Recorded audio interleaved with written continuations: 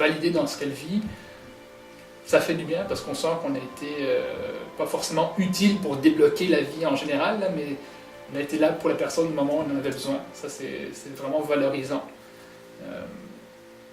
Dans les émotions que les gens pourraient penser, on dit souvent il faut être fait tough pour gérer de la crise, puis pas assimiler les émotions des autres.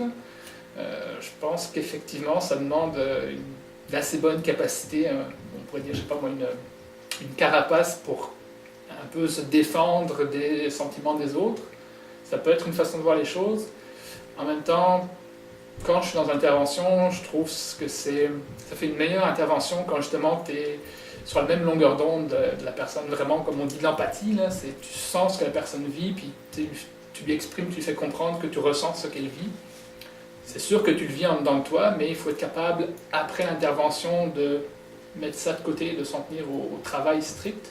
Puis pendant l'intervention, il ne faut pas virer dans l'empathie, puis pleurer avec la personne, ou faut pas montrer que tu es ému ou compatissant, mais il faut montrer que tu comprends ce que la personne peut vivre, même si toi, tu n'as jamais vécu ça, d'être drogué ou que tu n'as jamais perdu un proche par suicide.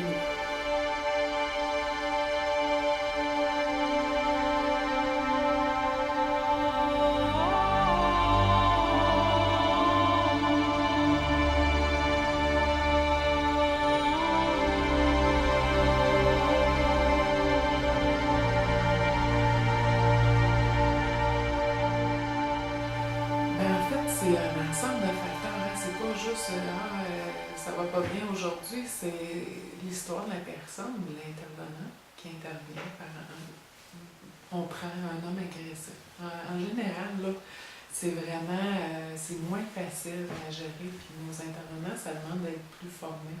C'est plus dur d'aider quelqu'un qui crie. Ça tente pas là, de te faire crier après, ça réveille parfois des aspects de ta vie, de ton histoire de vie. Et quand tu arrives devant ce type de clientèle-là, ben actuellement, j'ai une intervenante qui éprouve plus de difficultés. Donc, on doit l'accompagner à essayer de voir, OK, c'est quoi les outils qu'on peut lui donner? Qu'est-ce que ça réveille chez toi? Est-ce qu'il y a des choses que tu as à travailler? Puis, est-ce qu'il faut que tu ailles voir un petit peu plus loin pour travailler ces aspects-là? On s'entend que dans le travail que ces intervenants-là font, ils sont constamment appelés à se re-questionner, à se remettre en doute, à revisiter des parties d'eux-mêmes.